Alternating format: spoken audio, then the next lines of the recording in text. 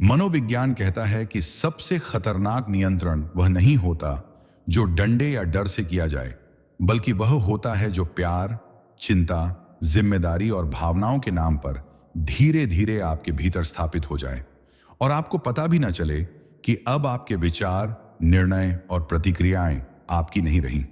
जब कोई इंसान आपको कंट्रोल कर रहा होता है, तो वह सबसे पहले आपकी सोच को कमजोर करता है। वह आपको यह महसूस कराता है कि आप पर्याप्त नहीं हैं, कि आप बिना उसके गलत हैं, कि आप अकेले सही निर्णय नहीं ले सकते, और यहीं से नियंत्रण की नींव रखी जाती है। ऐसा व्यक्ति कभी सीधे आदेश नहीं देता, बल्कि सवालों, इशारों और भावनात्मक प्रतिक्रियाओं के माध्यम से आपके मन में संदेह पैदा करता है, ताकि आप स्वयं अपने ऊपर भरोसा खो दें। धीरे धीरे आप अपने हर निर्णय से पहले उसकी प्रतिक्रिया के बारे में सोचने लगते हैं। आपको डर लगने लगता है कि कहीं वह नाराज ना हो जाए, कहीं वह दुखी ना हो जाए, और यही डर आपको नियंत्रित व्यक्ति बना देता है। मनोविज्ञान इसे इमोशनल डिपेंडेंसी कहता है, जहां इंसान अपने भीतर की स्थिरता किसी और के व्यवहार से मापने लगता है। ऐसा नियंत्रण अक्सर रिश्तों में होता है, खासकर प्रेम संबंधों में, जहां एक व्यक्ति बार बार यह जताता है कि वह आपके लिए कितना त्याग कर रहा है, उसने आपके लिए कितना सहा है, और फिर उसी त्याग को हथियार बनाकर आपको अपराध बोध में डाल देता है। आप महसूस करने लगते हैं कि अगर आप उसकी इच्छा के अनुसार नहीं चले, तो आप स्वार्थी हैं, बेरहम हैं या गलत हैं। यह अपराध बोध धीरे धीरे आपकी आत्म छवि को खा जाता है। दूसरा खतरनाक संकेत यह होता है कि आप अपनी भावनाओं को व्यक्त करने से डरने लगते हैं, क्योंकि हर बार जब आप अपनी बात रखते हैं, तो सामने वाला या तो आपको गलत साबित कर देता है या खुद को पीड़ित दिखाने लगता है। इससे आपके भीतर यह धारणा बन जाती है कि चुप रहना ही शांति है, जबकि वास्तव में यह नियंत्रण की सबसे गहरी अवस्था होती है। तीसरा संकेत यह होता है कि आपकी सीमाएं मिटने लगती हैं। आपको यह समझ ही नहीं आता कि कहां आपकी इच्छा खत्म होती है और कहां सामने वाले की शुरू होती है। आप अपनी जरूरतों को टालते रहते हैं और उसकी जरूरतों को प्राथमिकता देने लगते हैं, और एक दिन आप यह महसूस करते हैं कि आप खुद को ही खो चुके हैं। चौथा संकेत यह होता है कि वह व्यक्ति आपके आत्मविश्वास को छोटे छोटे तानों, मजाक या तुलना के माध्यम से कमजोर करता है। कभी आपके अतीत को, कभी आपकी गलतियों को, कभी दूसरों से आपकी तुलना करके यह जताता है कि आप उससे कमतर हैं, और यह सब वह इस तरह करता है कि अगर आप सवाल उठाओ तो वह कह सके कि वह तो मजाक कर रहा था या आपकी भलाई चाहता था।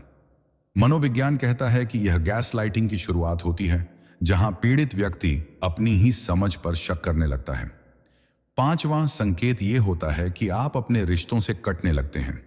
दोस्तों से बात कम हो जाती है, परिवार से दूरी बढ़ जाती है, क्योंकि नियंत्रित करने वाला व्यक्ति या तो उन्हें आपके खिलाफ दिखाता है या यह जताता है कि वही एकमात्र इंसान है जो आपको समझता है।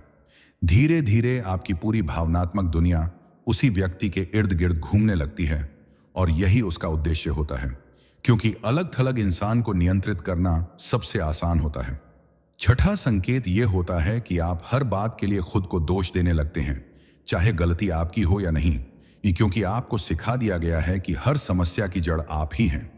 और जब इंसान खुद को समस्या मान लेता है, तो वह समाधान ढूंढने की शक्ति खो देता है। सातवां संकेत यह होता है कि आपको अक्सर थकान, बेचैनी, भारीपन और मानसिक उलझन महसूस होती है, क्योंकि आपका मन लगातार सतर्क रहता है, हमेशा यह सोचता रहता है कि अगला कदम क्या होना चाहिए ताकि सामने वाला संतुष्ट रहे। मनोविज्ञान कहता है कि यह अवस्था लंबे समय तक रहने पर व्यक्ति की पहचान को कमजोर कर देती है। सबसे खतरनाक बात यह है कि ऐसा नियंत्रण बाहर से बहुत सामान्य दिखता है। लोग कहते हैं कि वह तो बहुत केयर करता है, बहुत समझदार है, बहुत जुड़ा हुआ है, लेकिन भीतर ही भीतर आप घुट रहे होते हैं। जब कोई आपको कंट्रोल कर रहा होता है, तो वह आपको यह विश्वास दिला देता है कि आप उसके बिना कुछ नहीं हैं, और यही सबसे बड़ा झूठ होता है। इस स्थिति से बाहर निकलने का पहला कदम यह समझना है कि आपकी भावनाएं वैध हैं, आपकी जरूरतें वास्तविक हैं, और आपकी सीमाएं जरूरी हैं।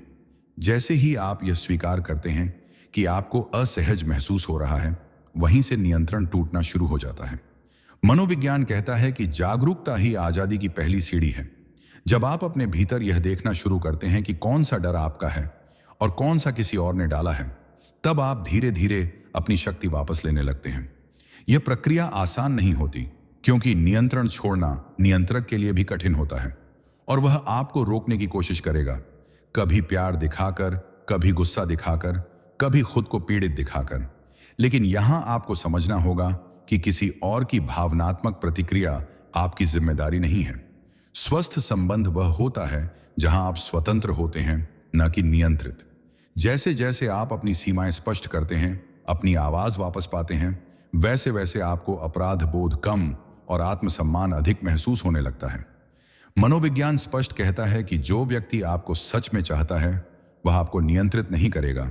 वह आपको मजबूत देखना चाहेगा, स्वतंत्र देखना चाहेगा, क्योंकि सच्चा प्रेम शक्ति छीनता नहीं, शक्ति देता है। अगर आप इस स्क्रिप्ट को सुनते हुए अपने जीवन के किसी व्यक्ति को पहचान पा रहे हैं, तो यह संयोग नहीं है।